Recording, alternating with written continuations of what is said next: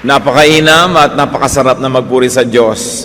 Subalit merong malaking sagabal sa pasasalamat, sa kasiyahan at sa kapayapaan ng tao, at ito ay ang pag-aalala. Worry robs us of happiness, of peace and energy, and worry can stand between us and our great God to the point that we get blinded by worry that we can forget to praise God. Ang ating ngayong pag-aaral, two types of worries. Dalawang uri ng malaking pag-aalala ng tao na nagpapabigat ng buhay. Ama naming Diyos, salamat sapagkat kayo'y Diyos na pwedeng lapitan, hingan, kausapin at pakiusapan. Salamat sa iyong pagliligtas sa amin, paglilinis, pagbibigay ng mga kailangan. Humihiling kami ngayon, Panginoon, ng malinaw na pag-iisip. Nahipuin niyo ang aming buong espiritu. Enlighten us, O God, so that we may go home blessed by your word, empowered, strengthened. At ang dalangin namin, Panginoon, yung katotohanan nyo, magpalaya sa amin at patuloy pang magpalaya kung kami nakaranas na ng mga pagpapalaya nyo. Mangusap po kayong may kapangyarihan. We ask, Lord, for a very simple message that comes from your heart into our spirit. May you be our speaker. Lead us, protect us from falsehood, protect us from all disturbances from the evil men and evil spirits, Lord, that make war with your peace. And we pray that you will prevail, that you will heal us, strengthen us, and glorify yourself. In the name of Jesus, your Son, our Lord and Savior, we pray with confidence, we pray with thanksgiving. There could be two types of worries. Maraming ibang classification, but for now we'll take a look at two types of worries, and one is the basic worries. Yung talagang mga fundamental worries, yun na yung pinaka-minimum. And usually it's about physical survival. Ano mga inaalala nyo? Pera, kalusugan, kaligtasan, being safe and staying safe. All of this has something to do with physical survival. At ito ay tinalakay ng Panginoon, gumamit siya ng dalawang halimbawa na siyang kumakatawan sa lahat ng uri ng ganitong worry for physical survival. Matthew 6:25, therefore I tell you, do not worry about your life, what you will eat or drink, or about your body, what you will wear. Is not life more than food and the body more than clothes? Nakita po natin dito na ang tinalaki ng Panginoon ay ang pangangailangan ng tao ng pagkain, inumin, at isusuot sa kanyang katawan. At ang kanyang payo sa Matthew 6:31-33, so do not worry, saying, what shall we eat, or what shall we drink, or what shall we wear? For the pagans run after all these things, and your heavenly Father knows that you need them. But seek first His kingdom and His righteousness, and all these things will be given to you as well. Hindi naman bago sa tenga ng marami sa atin ang mga katuruan na ito, pero dapat magkaroon tayo ng mga bagong, mga babauning lakas galing dito sa hindi nagbabagong salita. Sabi ng Panginoon, huwag ka mag-alala. Bakit lagi mong iisipin ko nung kakainin mo, meron ba, may inumin ka ba, may daramtin ka ba? Alam naman ng Diyos na kailangan mo yun eh. At kung alam niya, edi siyempre meron siyang gagawing paraan. Sabi niya, ang pagsikapan mo na pagtuunan ng pansin, yung pagharian ka ng Diyos. At ang lahat ng yan na iniisip mo, madadagdag na lang sa'yo. So the answer to this worry is God as provider. The answer is man as a beloved child of God. Ipinaalala ng Panginoon, yung mga ibon, yung mga damo, yung mga bagay sa kalikasan, pinapakain ng Diyos, dinaramitan, pinapaganda, ikaw pa kaya, anak ka. Kaya pag naaalala natin yun, yung ganong katotohanan, lumalakas ang ating loob. Sa katunayan, kaya lang tayo pinanghihinaan ng loob, lumalabo sa ating pangunawa at gunita, yung kahulugan na tayo ay anak ng Diyos. Matthew 6:26, look at the birds of the air. Patuloy ng Panginoong Jesus. They do not sow or reap or store away in barns, and yet your heavenly Father feeds them. Are you not much more valuable than they?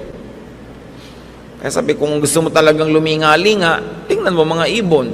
Hindi naman talaga sila nag-aalala, hindi nila iniisip yung mga iniisip mo.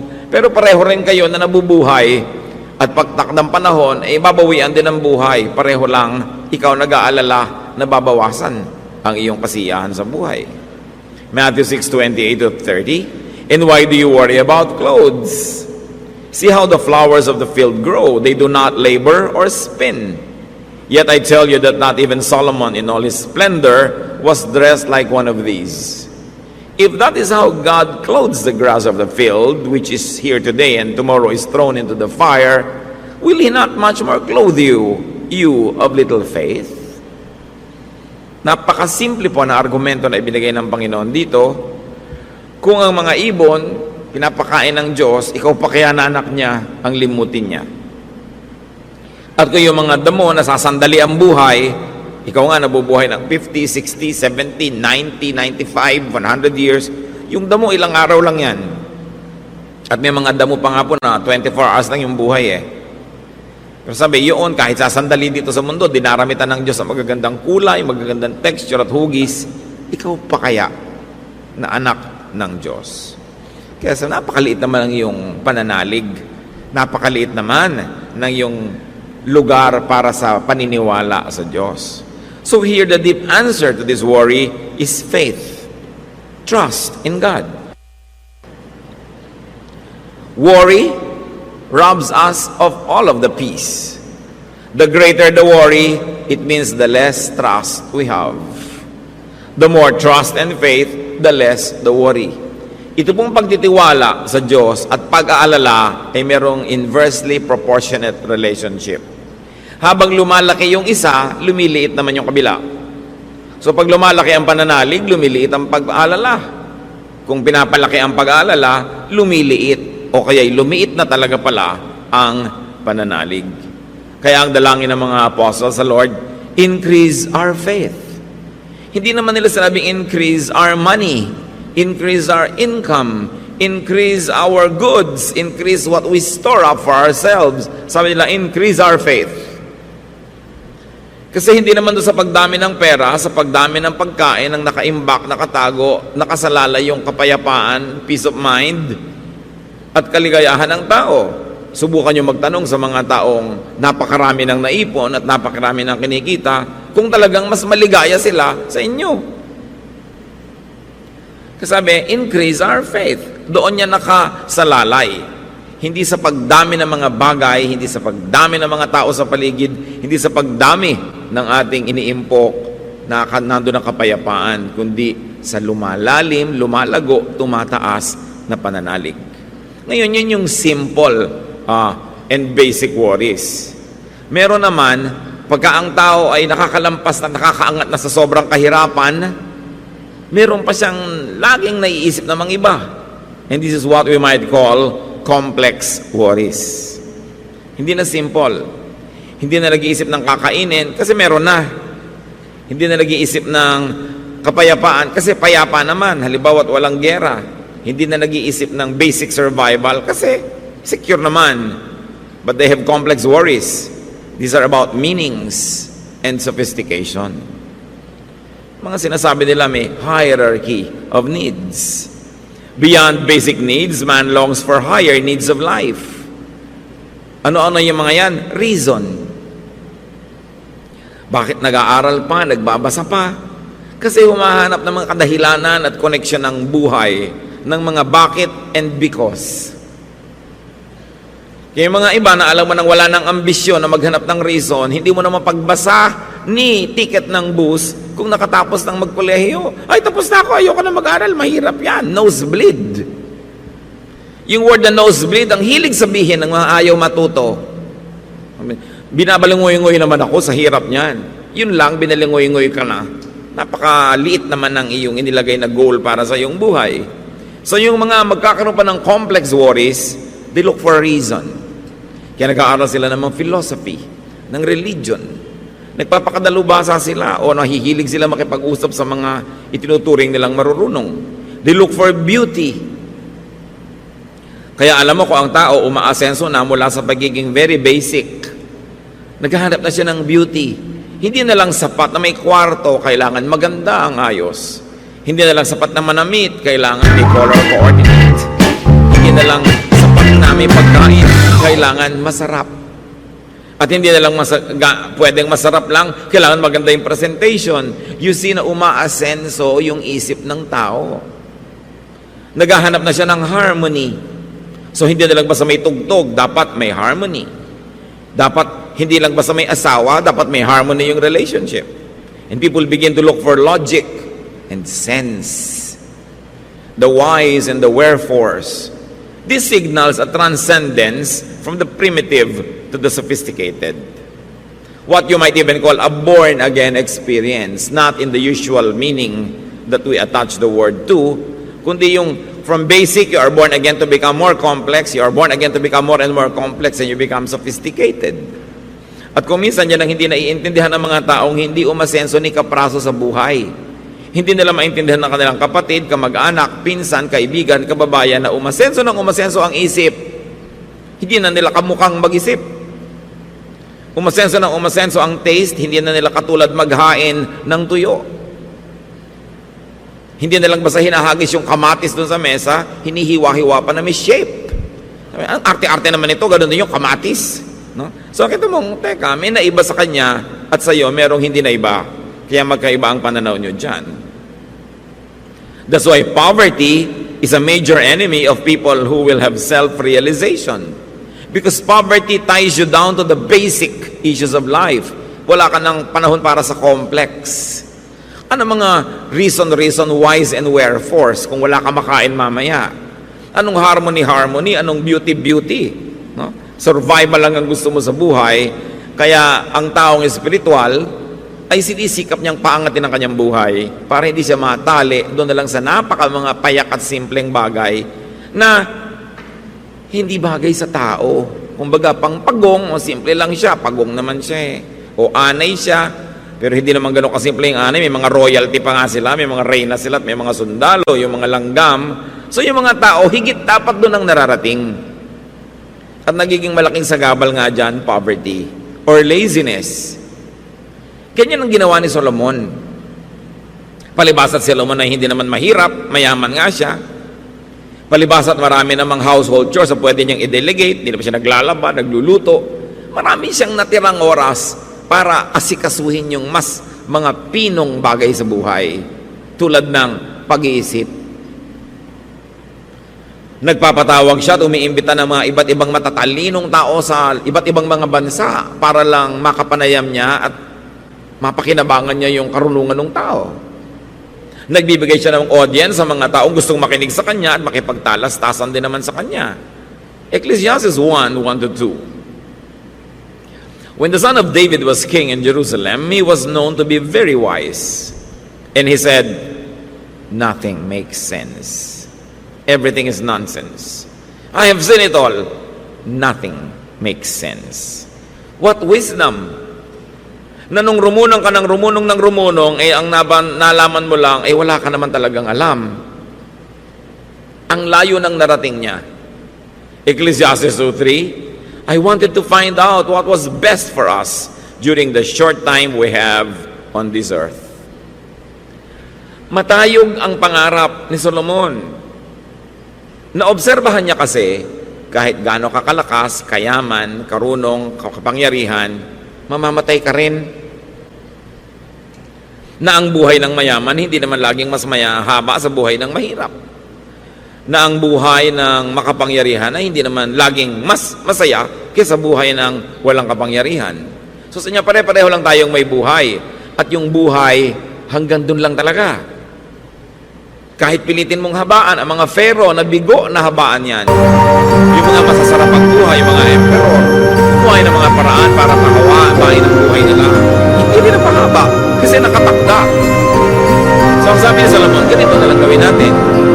Tanggapin natin na hanggang dyan lang ang buhay. Pero itong gagawin natin, hanapin natin kung paano malulubos ang kahulugan, kasiyahan, at kulay ng buhay nito. So it will not be a matter of quantity of years because that's limited, but the quality of our days. Na sinasabi ni Solomon. At para mangyari yun, ang hinahanap niya ang buhay, hindi lang naghahanap buhay. Yung mga tao talaga namang buong buhay nila, hindi na nakalasap ng buhay kasi busy naghahanap buhay. Siyempre, naghahanap buhay ka lang para meron kang kitain, kainin at maitabi-tabi ng konti at magkaroon ka ng libreng oras para mag-isip-isip ng mga mas dakilang mga bagay. Kaya nga dapat we should declare war on poverty. Frustrates self-realization, which is God ordained. Binigyan tayo ng Diyos sa pagkalaki-laking isip para punuin natin ang laman. Kung maraming laman ng mga isip natin. Masyadong konti. Kung nilalamanan mo, nag-no-split. Ayaw palawakin. Ecclesiastes 8:16-17. Day and night I went without sleep, trying to understand what goes on. I saw everything God does and realized that no one can really understand what happens. We may be very wise, no matter how much we try or how much we claim to know. Understand. So tapos ang kahapon maghanap ni Solomon, sabi niya, wala naman pala. Pero at least, naghanap siya bago niya sabihin yun. Anong wala ang inisipin? Wala namang sagot sa lahat. Kaya kung lagi kang nagpipilit sagutin lahat ng tanong, mapapagod ka lang. Sabi niya, of reading many books, there's no end. Too much study, wearies the body. Yung laging napakaraming tanong, lalo spirituality, maraming tanong sa Biblia, maraming tanong sa theology. May na magtanong, but up to a point. Pero pag hindi ka natumigil ng kakatanong, gusto mo maintindihan na nag-isip mo ang lahat ng bagay, nawawala yung misteryo, nawawala yung hiwaga, and you reduce the greatness of our faith to just philosophy that could be dichotomized, that could be understood with the human mind. Nawawala yung kanya. Kaya sabi ko sa bakit nakatapik mo na? At sobrang mag-isip. The answer to this complex need, stay within your limits. Kasi may mga worries tayo mga hindi natin maintindihan. Kaya ang itsura ng buhay sa kabilang buhay. Ano kaya ang mangyayari sa akin? Nasaan na kaya ang mga namatay, etc. etc.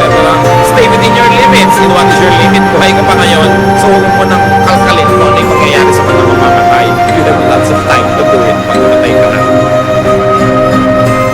Huwag mo nang problemahin yan kasi wala namang nakalutas kahit sa Solomon.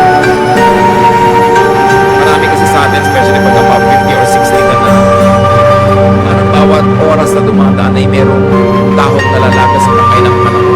Nalalapit ka ng nalalapit sa kulupay. Kaya lagi ka sentimental, easy, hindi naman alam niya ng mga bata eh. Nalalaman niya rin yun. Kung ano mo nang alamin ngayon, just be young and enjoy life. Kasi kahit naman nayawin nyo, darating yun eh. So yun ay fast forward. Marating, nag-iisip ka. Pero eto ngayon, ano napapala mo kaisip? Tulungkot ka lang. Minsan natatakot ka pa, ninenervyos, hindi mo rin naman kayang pigilin. So ang sabi ni Solomon, you know what you should do? Don't worry about life. Don't worry about death. And then you ask, what should I do with life then? Dalawa lang ang payo ni Solomon. Do good and enjoy the most. Ano kaya ang mangyayari sa akin 6 years from now? Huwag mo nang isipin mo na yon. Ngayon, yung araw mo, eto. Anong gagawin mo ngayon? What good can you do? What enjoyment can you have? Enjoy it. Do the good. And then bukas, ganun muli, ulit-ulitin mo. Before you know it, kung pagkakalooban ka ng panahon, makakarating ka doon sa 6 years from now. Live one day at a time.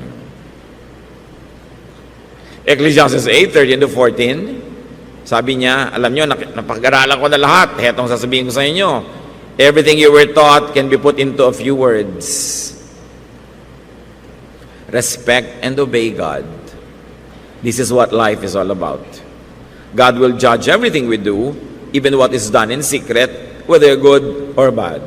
Ito na yung lahat ng theology.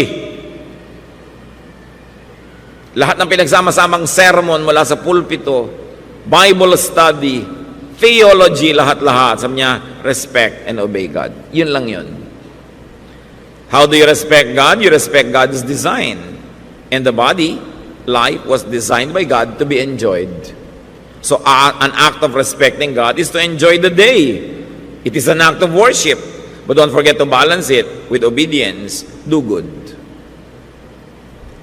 Kung meron man sa atin dito, kahit isa, lagi niya lang iniisip kung ano mangyayari sa future, tigil-tigilan niyo na yan. May insecure lang kayo. Mag-aalala lang kayo. We were equipped by God to take care of the day when it comes, not before. Sabi ng pelikulang Jurassic Park, life finds a way. Lagi naman gumagawa ng paraan ng buhay na mabuhay. Kita nyo halaman, huwag nyo lang istorbuhin. Kahit sa tulay, tutubo. Kahit sa bubong ninyo, kahit sa gutter ng bubong, magkakahalaman yan. Huwag nyo lang siyang bunutin, dadami yun. Mamaya natubunan na yung bahay nyo ng gubat, tulad ng nangyari sa Angkor Wat, sa Cambodia. Ang mga hayop, huwag mo lang pakialaman, dadami sila. Mga isda, ang earth na ito, huwag mo lang patuloy sirain, will heal itself because life was designed by God to continue living. Ngayon, at the highest point of God's creation is man, made in God's image. Huwag mong alalahanin yung kakainin mo 6 years from now, kapatid, dahil pag buhay ka pa, siguradong kakain ka. Bakit? Dinesign ka ng Diyos na gagawa ka ng paraan para kumain. Kahit nga kumisan, belt na, kinakain pa nila. Nila Magellan, kumakain sila ng mga sapatos. No? Nung wala na silang makain doon sa dagat. Gagawa ka ng paraan because you were designed to live. So kung problemahin yung malayo, makakapag-improvise ka na pag nandun na yun. Ang gawin mo ngayon, enjoyin mo yung ngayon. Total, meron pang manok sa refrigerator nyo, kainin mo, iluto mo, lagyan mo ng spices, lagyan mo ng dekorasyon. Huwag mo muna kainin yung belt mo kasi meron pa namang iba. Malamang nga, darating ka na hanggang end of your life kahit kailan hindi ka kakain ng belt Dahil ipoprovide naman ni Lord lahat. Ba't ka nag-aalala? Alam mo, nag-aalala tayo, magkakasakit. Ang tao, pag may sakit na, gumagawa na rin ng paraan. Yung ayaw mag-diet, nagda-diet na rin yan. Di ba? Yung ayaw mag-exercise, mag-exercise na. Gagawa ka, huwag mo problemhin yun. Pagdating nun, kakayanin mo yan sa tulong ng Diyos. So huwag mong sukaping solving yan ngayon. Sabi ni Lord, let the day's own trouble be sufficient for the day. Tomorrow will take care of itself. And you know what's there? God is gonna be there tomorrow. So meron ka na namang guide. At ikaw built, designed to survive. O kailan ngayon hindi ka na magsusurvive? Pag dumating na yung oras sa takda, natatawagin ka na, kahit anong design yan, tatawagin ka na because physical death is also part of the design. Pag hindi ka pa tinatawag, kahit anong gawin mo, walang mangyayari. May tao nga 6 na beses na nagpakamatay, buhay pa rin, napuno na lang tuloy ng galos. Hindi pa siya no? So, kung yung nagpapakamatay na hindi mamatay-matay, pag hindi pinapayagan ng Diyos, yung pa kayang gustong mabuhay ang mamatay, kung hindi papayagan ng Diyos. So just enjoy life. Enjoy the day. Do the maximum good. At huwag yung problemahin ng kung ano mga bagay. Eto nga anong ilang taon na ka ngayon? Saan kayo nakarating na panahon? Dumating na ba ang isang araw na wala talaga kayong nakain ni ano? Pagka gusto mong malaman kung ano mangyayari sa future, lingunin mo lang yung nakaraan. Nabuhay ka nga, nakarating ka sa point na to Ngayon pa, that you are much wiser. Ngayon pa na mas marami kang alam sa salita ng Diyos, you are better equipped to survive. So pag iniisip din natin, ano kaya mangyayari pag namatay? Yung iba talaga nalulungkot, iniisip kasi ang sikip-sikip ng kabaong, madilim sa ilalim ng lupa. Hindi na ikaw yun. Wala ka na dun. So the answer is God as final home and judge. Bakit sinabi to ni Solomon? No? Sabi niya, respect and obey God. This is what life is all about. No, sabi niya, God will judge everything we do. Yung iba natatakot, ay, God will judge everything we do pala. Nalilimutan nila yung dapat ipaglingkod at ipagdiwang. Makinig kayo mabuti.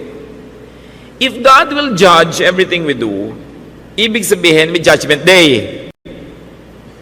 Pag may judgment day, ibig sabihin wala ka sa ilalim ng lupa. Wala ka sa loob ng ataol. Paano ka i-judge doon? Ibig sabihin wala ka doon. Nasa presensya ka ng Diyos, kaya ka nga pwedeng i-judge Kasi wala ka doon. Hindi ka mamamatay, yung katawan lang. At kung yan ay lagi nating iisipin, hindi ka laging matatakot sa kamatayan. Lalong-lalo na kung nasa Panginoon ka at alam mo na pag ginudge ka, may nagtanong nga sa akin sa internet, ano daw ba yung mangyayari sa mga believers pagka Judgment Day? Sabi ko, di awarding ceremonies. Ano pa? Bakit ka natatakot sa graduation day? Awards yun. Yung mga may honor, bibigyan. Graduate ka na hindi ka na matatanggalin. Kaya yung mga may honor, lalong natutuwa na darating yung Judgment Day. So, anong dapat mong iwasan dyan? The answer is God. Because God is our final home and judge. At kung may mga tanong-tanong ka pa rito, doon mo na lang itanong. Pero palagay ko, hindi mo na kailangan itanong. Kasi sabi sa Bible, on that day, when we see Jesus face to face, we will all be changed. We will be like Him. In other words, maiiwan lahat yung mga kapintasan, ang mga limitasyon, at mauunawaan natin ang lahat ng bagay sa isang isap mata. Darating din yun. Mauunawaan mo rin lahat. So habang hindi mo pa nauunawa, huwag mo nalang unawain. Parang mga bata. Nung araw, pag nagtatanong kami, yung mga matandang tamad sumagot. Malalaman mo rin yan paglaki mo. Sana mas marami kaming nalaman agad kung ang mga matatanda ay mas masipag sumagot o kung alam nila yung sagot. Malalaman mo rin yan paglaki mo, lalo ang mga tanong mo tungkol sa mga sexual things, malalaman mo rin yan paglaki mo. No? Meron talaga mga bagay na may panahon para malaman. Halimbawa, yung mga bata naglalaro, hindi mo naman kailangan sabihin, hoy, mahal ang kuryente. Naliligo, oy, ang mahal-mahal ng tubig. O kaya gusto nila magsaya, kung ano-ano sinasabi mo mga problema ng buhay, nag-global warming ngayon, bla bla bla. Saka na lang nila dapat malaman yun. Kasi pag nalaman nila agad, hindi na sila bata. Isasandali lang naman silang bata. Meron pa nga nagtanong din sa akin sa internet, stepmother siya, napaka pasaway daw nung stepdaughter niya. Gusto na daw niyang hiwalayan yung asawa niya dahil doon sa stepdaughter. Sabi ko, yung stepdaughter mo, 11 years old na, ilang. Sa kanila pa daw sumisiping matulog. No, 11. Sabi ko, hindi naman sisiping yan forever, pagtiyagaan mo na. Lalaki din yan at malalaman niya, at siya nang aayaw niyan. Sabi ko, sandali lang siyang bata, gagraduate din yan, huwag mo na lang siyang taniman ng galit sa'yo at sama ng loob, kasi babaunin niya buong buhay. Sandali lang yung bata matututo rin yan. So, pagtiyagaan mo na. Ituring mo na lang na cruise na pasan-pasan mo yan. Hindi yan magtatagal kasi mag-aasawa rin yan. Mawawala rin yan sa buhay mo. Bakit mo i-give up yung asawa mo dahil lang sa inis mo sa kanya? Lumilipas ang panahon. Tayo man mga kapatid, yung mga kamangmangan natin at mga hindi natin alam, lilipas din yan, malalaman din natin. Kaya kung hindi nyo talaga kayang alamin, mag-enjoy na lang kayo sa buhay at gumawa ng mabuti. Huwag nyo nang alamin yung mga bagay na. Lalo sa theology, habang dumadami ka ng alam, lalong gumugulo lang yung buhay mo. May nakita na ba kayong mga theologians na nagkasundo-sundo? Di ba? So, kailangan, alam mo ako hanggang kailan ka nalang magtatanong at kailan, enjoyin mo na lang ang Diyos. Huwag mo nang uriratin lahat ng bagay kasi hindi ka naman designed to know all of that right now. The answer to complex worry is relationship with God. Not knowledge of God. Kasi may limitasyon ng knowledge. Sabi ni Paul, what I know now is imperfect. When the perfect comes, the imperfect will pass away. Konti lang daw ang alam. What is important is to trust in God for what you know and for what you do not know. Very specially. Now, pinag-uusapan natin yung dalawang uri ng need, basic, complex. Pagka nakarating ka na sa complex, meron na namang basic again. But this is not about physical survival, but about spiritual survival. About continuity of life. About eternal life. About heavenly issues and concerns. Dumarating yan sa buhay ng tao. A second cycle of the basic worry, but a higher level in the cycle. Because man does not long only for food. Pag may food na siya sa kanyang tiyan, man does not long only for sophistication. Pag sophisticated na siya, then man will begin to long for longevity and continuity and eternity. Man will long for improvement and promotion and development of his spirit. And man will long for freedom from pain and suffering, especially in the next life. Itong need na ito, dumating yung rich man na kakambal ni Lazarus sa kwento. Alam natin yung kwento, there was a rich man who died, who went to a place of suffering, and there was this beggar Lazarus who was godly and was taken to a place of comfort. At nakiusap itong mayaman na ito, Luke 16:27 to 31. But the rich man said, Abraham, please send Lazarus to my father's home. Let him warn my 5 brothers so they won't come to this horrible place. So eto na naman ang katunayan na wala ka doon sa libingan. At kung ginawa kang abo, wala ka doon sa jar. Wala ka doon. Itong dalawang ito, si Lazarus at saka si rich man, nasa ibang lugar. Kaya lang nagduro sa si rich man, not because he was rich, ha? May ibang dahilan yun, spiritual, hindi yung wealth niya. Nagkataon lang na mayaman. Sabi niya, totoo pala ang bali-balita, may ganitong lugar. Papuntahin niyo naman po si Lazarus, na obviously is comfortable where he is right now. Pauwiin niyo sa bahay namin. Babalaan ng mga kapatid ko na meron talaga nito para huwag silang mapunta rito at gawin nila ang dapat para huwag silang dito sumuot. So ano na ngayon yung gusto nitong rich man na to? Spiritual survival and salvation. Not for himself. Modelo din itong rich man na to sa pag-ibig niya sa kanyang mga kapatid. Pag-ibig niya yung kapatid niya magahan para huwag silang masusunod. Verses 27 to 31. Abraham answered, your brothers can read what Moses and the prophets wrote. They should pay attention to that. So ano ang sagot dito sa story na ito? The answer is God's law and teachings. God pa rin.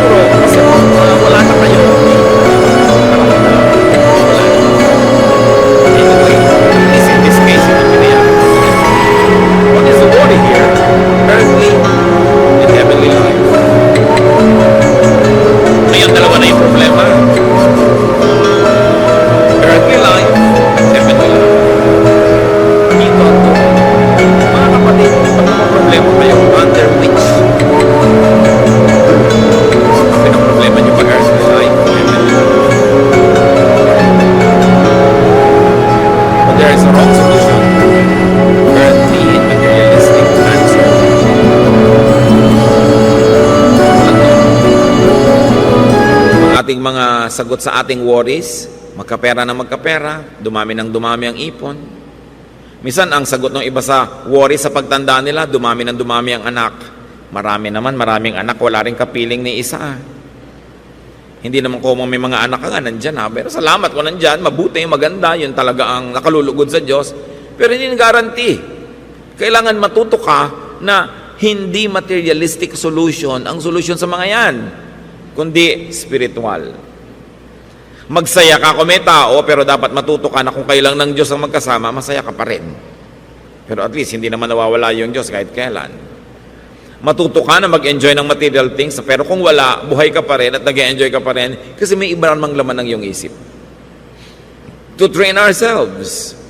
Huwag iasa ang lahat sa material na bagay. John 18:36, Jesus answered, "My kingdom doesn't belong to this world." Hindi pang dito.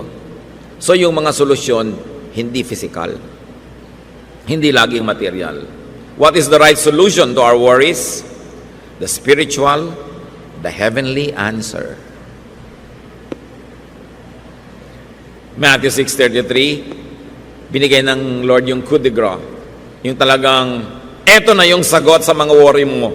Seek first His kingdom and His righteousness, and all these things will be given to you as well. Unahin mong atupagin ang pagharian ka ng Diyos. Pag pinaghaharian ka na ng Diyos, matatamasa mo rin lahat yan. O kung di mo man matamasa, daig mo pa yung natamasa yan kasi may mas mataas kang kaligayahan, babaliwalain mo na yan. The answer is God as Savior. The answer is God as Comforter. The answer to all our longings, material or spiritual, complex or simple, is still God's teachings and God's words. Kaya sabi ni Solomon, here is the end of the matter. Matapos ang matagal nating diskurso, heto na ang conclusion. Sabi niya, fear God and obey Him because you're going to face Him. In fact, you face Him every day, but there will be that one dramatic day where you will really have this final judgment. Matthew 4:4, Jesus answered, the scriptures say, no one can live only on food. People need every word that God has spoken. Sa atin mga kapatid na may mga inaalala, kinakatakutan, worries, what you really need is God's words. And if God gives you God's teachers, God's preachers, mga padala niya sa buhay natin. Tulad ng gusto ng rich man na itong si Lazarus ay maging teacher and preacher papuntahin sa bahay nila. Meron ba kayong ganyang kagustuhan? Na yung nakikita nyong pinapaboran ng Diyos, katulad doon, kitang-kita ng rich man na pinapaboran si Lazarus, kaya sabi niya, si Lazarus talagang pauwiin nyo sa amin, kasi at least alam ko na favored nyo yan eh. Diba? Magagamit sa makapangyarihang paraan. Pinapauwi ba natin sa ating mga bahay? Dinadala ba natin doon physically or spiritually? Buti naman ngayon, kahit hindi mo nadalhin yung tao, pwede ka naman magdala ng mga katuruan, printed, tape, videotape, whatever, pwede man natin gawin. Eh lalo na kung nagdadala ka pa ng buhay na tao na alam mong kinakasihan ng Diyos. Pinakamagandang regalo sa mga mahal natin sa buhay yan. Kung ang espiritu nila ay nakalihis pa ng konti, hindi nila agad ma-appreciate. Pero pagdating ng panahon, pasasalamatan ka rin. Sa una, pinapahabol pa sa aso yung pinapadala mong tao. Pero sa susunod, marirealize niya, salamat, it's the best thing that happened to me. Ayaw nating mag-alala, gusto nating maging secure. It's not material security. It is spiritual security. Because when you are materially secure, spiritually secure rather, all other insecurities will pale in comparison. Romans 10:14-16. How can people have faith in the Lord and ask Him to save them if they have not heard about Him? Paano naman tatawag ang tao sa Diyos at magpapaligtas kung hindi naman nila nababalitaan ni kilala ang Diyos? Paano? And how can they hear unless someone tells them? So kailangan pala makarinig sila. Paano naman sila makakarinig kung wala nagsasabi? And how can anyone tell them without being sent by the Lord? The scriptures say it is a beautiful sight to see even the feet of someone coming to preach the good news. So kung tayo maraming alalahanin, mga mahal natin sa buhay maraming alalahanin, dapat magbukas tayo ng puso, ng bahay, sa mga nangangaral ng kanyang salita. Seek God-sent teachers to tell you. Value God-sent teachers in your life. Kita nyo ang sabi ng Romans, paa lang nung God-sent preacher, beautiful na. And you know, especially in old culture, that the feet were considered to be the lowliest part of the body. Pinakahamak na bahagi ng katawan yung paa, yan ang lumulusong sa putik, na alikabukan, nadudumihan, tinutungtungan, tinatapak-tapakan ng buong katawan. So, mababa ang pagtingin nila sa paa. Pero sabi nila, paa pa lang. Kung paa ng padala ng Diyos para katuruan, beautiful yan. Kasi yun ang nagagawa sa atin ng katuruan. Nabubuksan ang ating isip. Napapatahimik ang ating mga kaguluhan, napapaliwanag ang ating kadiliman, napapayapa ang ating mga kabagabagan. Nagkakaroon tayo ng tiwasay na pag-iisip at buhay. Nagkakaroon tayo ng katahimikan. So, value teaching. It is what we really need. Value teachers. And very importantly, why don't you be a teacher yourself? Be God's servant. Hindi naman monopoly ng ilan lang yan. Lahat tayo pwedeng maging beautiful feet. Because we bring what? Good news. Good news, hindi bad. Kumisan marami pang Kristiyano ang magte-text sa'yo, puro bad. Mga prophecy nakakatakot. Mga magugunaw ang mundo, matutunaw ang bundok, magigiba ang mga pulo, lulubog ang lahat. Na ilang beses nang may sinabi, hindi ba natupad? Ba't ka mananakot? Sa palagay mo ba, dapat mong takutin ang tao para lang siya lumapit sa Diyos? Dapat lumalapit ang tao sa Diyos dahil naunawa niya na Diyos ang sagot sa buhay niya. Hindi lang para makaiwas siya sa tsunami. Hindi lang para makaiwas siya sa bulkan o makaiwas siya sa mga peste sa buhay, kundi para ma-enjoy ang presensya ng Diyos. Nagiging emotional blackmail kuminsan yan. That you scare people unto salvation. Cheap trick. Pagka wala ka ng substance para pakinggan ka, mananakot ka na lang dahil most of the time it works. But be a teacher. Be a bearer of good news. Life has enough bad news. Dadating ka, magte-text ka, mag-i-email ka, magme-message ka, bad news pa. Lalo't ipa-forward mo lang naman, hindi mo naman talaga na-research, hindi mo naman talaga nalaman, natanggap mo lang, forward ka na ng forward. Meron pa, forward this to all your loved ones. I don't forward such things. I will be bringing bad news. But if you have time to forward, may load kayo mag-forward, forward good news. Kasi may bulkan man o wala, may tsunami man o wala, magugunaw man ang mundo o wala, o hindi, Diyos pa rin ang kailangan ng tao. So just say the good news. Do not add to the fear and burdens of people. Do not scare people and blackmail them into becoming religious.